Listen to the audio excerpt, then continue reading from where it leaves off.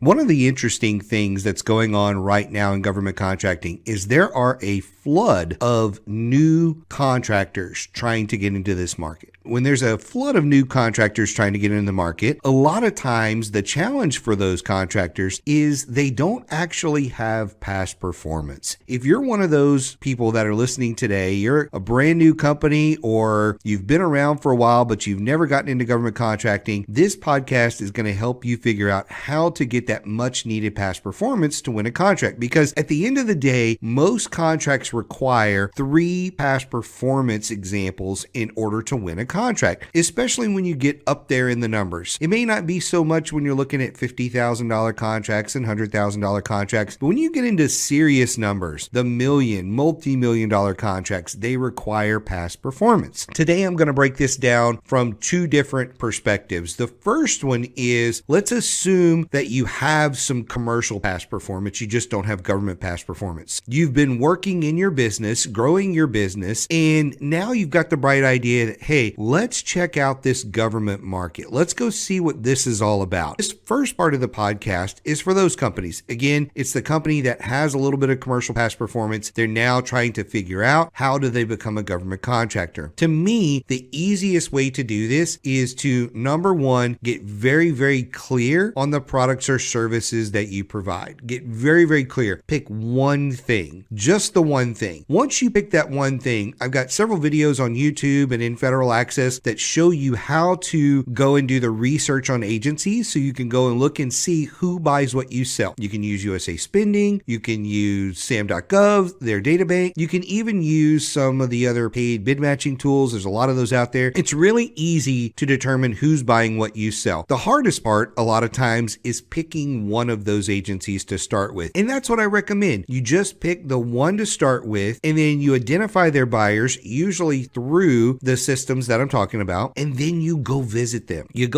Pick somebody in your backyard, somebody you can drive to. Doesn't have to be in your same city. Maybe it's 2 hours away, 3 hours away. Pick that Army base, the Air Force base, or some federal building for the agency you want to target. Pick somebody within driving distance that you can go meet face to face. This is the easiest way to start building relationships. And all you've got to do is reach out to them and say, hey, I'm going to be in your area next Tuesday, next Wednesday. Can we meet at 1 o'clock, 3 o'clock, whatever it may be? I'd like to just shake your hand, give you a very quick overview of what our company does, and just get to know you a little bit better. All you need is a 15, 20-minute meeting with this person. That's where it all starts. Once you've gone face-to-face with your buyers, the next step is going face-to-face with potential teaming partners, using those same databases to identify big and small companies, and then you go meet them. There's something to be said about physically getting in your car, getting on the train, subway, whatever it might be, and going actually to their office to meet them. If you're in the DC area, there's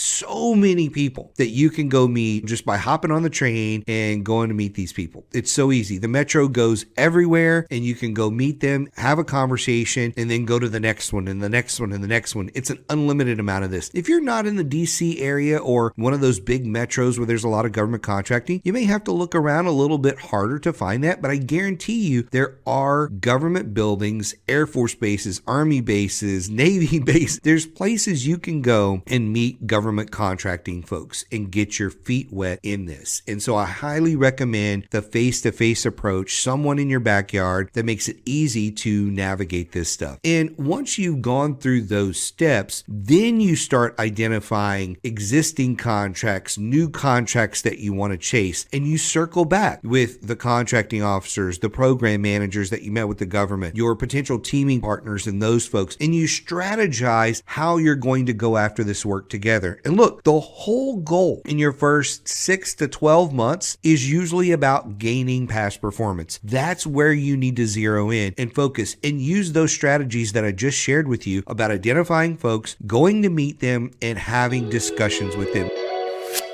Did you know we have our own government contracting community? It's called Federal Access. And inside Federal Access, you have all the tools, tips, strategies, documents, templates, everything you're ever going to need to be a government contractor. But you also get brought into our ecosystem. You get into our private LinkedIn group and you get into our live events and all that kind of thing when you become a member of Federal Access. To learn more, go to federal-access.com/game changers. Now let's get back into this episode. Before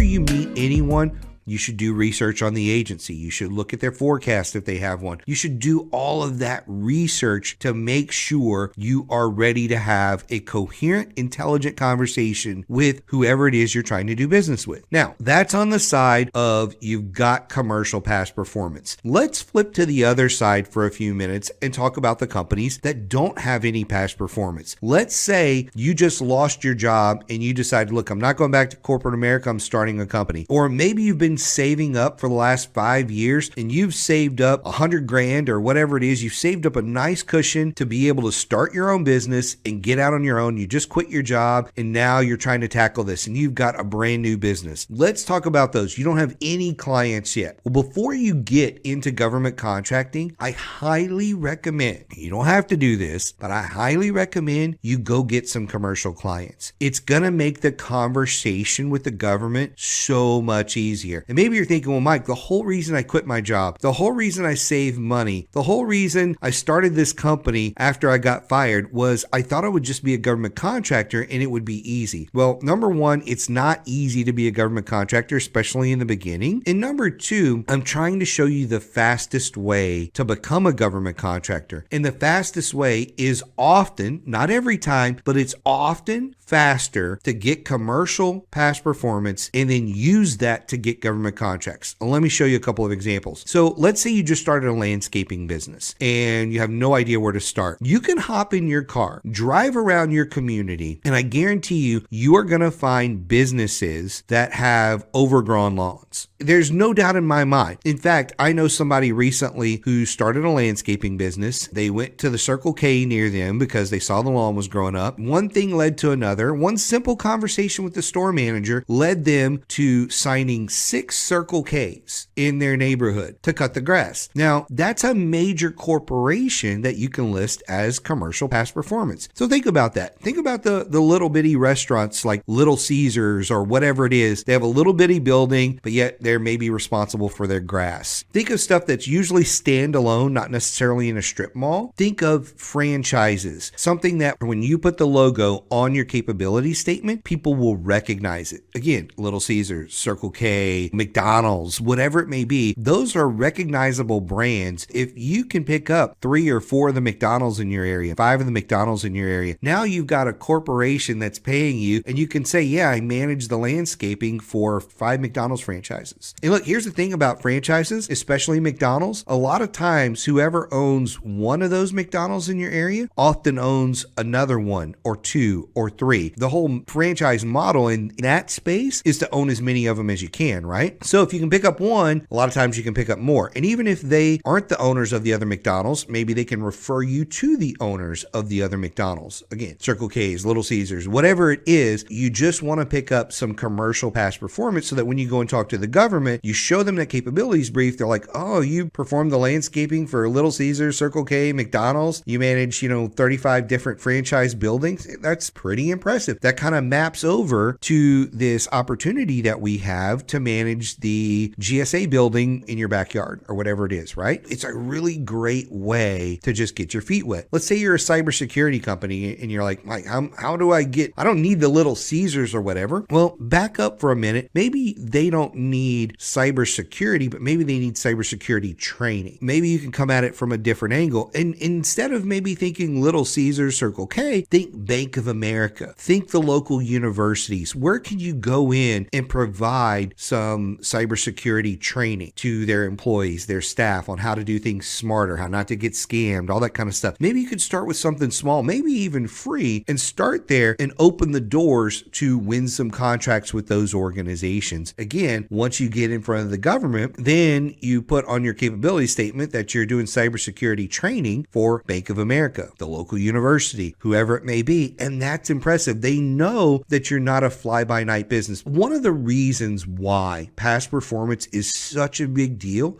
is it's to prove that you are more than your marketing material. A lot of the businesses that reach out to the government have never done anything at all. And so one of the first jobs a contracting officer has is they're trying to sift through and figure out who the real companies are and who are the fakers who are trying to get their break, and they want the government to be their guinea pig. They don't like that stuff, so they're very shy about that. Here's another couple of quick examples to help you if you're just starting out your business. Think about the focus that you want to have in the government. So let's say when you pulled the data, you notice that, hey, law enforcement is an area I want to focus on. I want to focus on FBI and Border Patrol and all those different types of organizations. Well, you may not want to start there because, again, that's the federal side, but could you start with your local city police, your local sheriff's office? And again, if you're in cybersecurity or in lawn care, trying to just get one of those buildings that they have or do a simple training with their team. It just needs to be what I would call mappable, if that's even a word, where you can map that local commercial type of past performance over to the federal side. And that really is government contracting because that is in the SLED market called state and local. And so that is government past performance. It's just at a different level than you necessarily want to play at, but it's probably easier to get the local sheriff, the local city police. It's probably easier to get them on board as a client because you can go meet them and talk to them than it is the FBI or the CIA or whoever it is, right? It's easier to do that. The last tip I'll give you is if you're struggling to figure out who you should target, because maybe you're in a business that I didn't cover today. There's a lot of ground here and you're like, I don't know who to target. A really simple trick that you can use to figure out who you might want to target in your local area is simply Google top 100 employers in your city and state. That's all you have to do. If you do that, you'll come up with a list of businesses that you can go talk to. And again, whether it is pitching a free training, a $100 training, $1,000 training, you're just trying to get some past performance so that you can use their logo on your marketing material and tell the government you've got some clients and that, you actually can do what you're trying to do. And oh, by the way, guess what? You're also trying to put some money in your pocket. This is what I typically refer to as tactical revenue. It's tactical in the sense that it's keeping the lights on for your business, but it's also strategic in that it's building past performance so that you can go after bigger stuff. So it's a really great way to do it. You don't have to overthink this. You just need some business so that when you get in front of the government,